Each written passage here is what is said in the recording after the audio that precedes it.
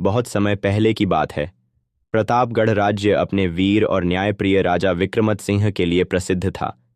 वे न केवल एक शक्तिशाली योद्धा थे, बल्कि प्रजा के हित में कार्य करने वाले सच्चे शासक भी थे।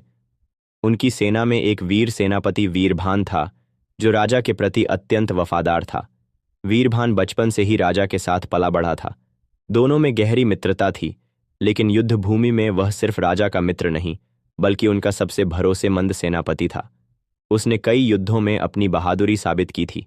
जब भी राजा किसी संकट में होते, वीरभान उनके आगे ढाल बनकर खड़ा हो जाता। प्रतापगढ़ की जनता भी उसे उतना ही प्यार और सम्मान देती थी जितना अपने राजा को। प्रतापगढ़ का पड़ोसी राज्य कांचनपुर उसकी समृद्धि से जलता था। वहां का राजा जयसिंह प्रतापगढ़ पर कब्जा करना चाहता था। उसने राजा के दरबार में बैठे कुछ लालची मंत्रियों को रिश्वत देकर अपने पक्ष में मिला लिया और एक भयानक साजिश रची। एक रात जब राजा विक्रमत सिंह अपने दरबार में मंत्रणा कर रहे थे, तभी उनके सबसे विश्वासपात्र मंत्री रघुनाथ ने धीरे से उनके कानों में कहा, महाराज, हमारे ही कुछ सैनिक गद्दारी कर रहे हैं। वे दुश्मनों के साथ मिल गए हैं और आधी रात को किले के दरवाजे खोलने की योजना बना रहे हैं। राजा को यह सुनकर गहरा आघात लगा। उन्हें विश्वास ही नहीं हो रहा था कि जिन लोगों पर उन्होंने आंख मूंद कर भरोसा किया था, वे ही उनकी पीठ में छुरा घोंपने वाले थे। लेकिन राजा को सबसे अधिक संतोष इस बात का था कि उनका सबसे प्रिय मित्र और सेनापति वीरभान अभी भी उनके साथ था। राजा ने बिना देरी किए वीरभान को बुलाया और सारा हाल बताया।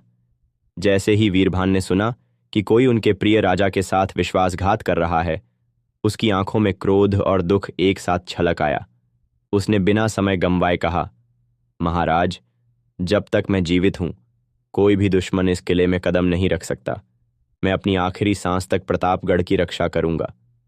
राजा ने वीरभान की आंखों में देखा। उसमें न केवल वफादारी थी, बल्कि एक बेटे का प्रेम भी था, जो अपने पिता समान राजा के लिए कुछ भी कर सकता था। आधी रात होते ही किले पर हमला हुआ।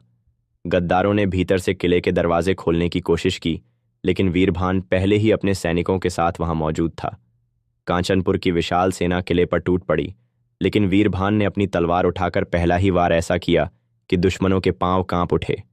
युद्ध भीषण था। वीरभान अकेले ही दर्जनों सैनिकों से लड़ रहा था। उसके शरीर पर कई घाव लग चुके थे, लेकिन उसकी तलवार अभी भी बिजली की तरह चमक रही थी। तभी अचानक एक गद्दार ने छिपकर उस पर वार कर दिया।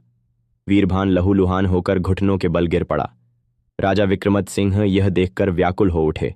उन्होंने वीरभान की ओर दौड़ लगाई, लेकिन वीरभान ने अपने आखिरी श्वासों के साथ तलवार उठाई और अंतिम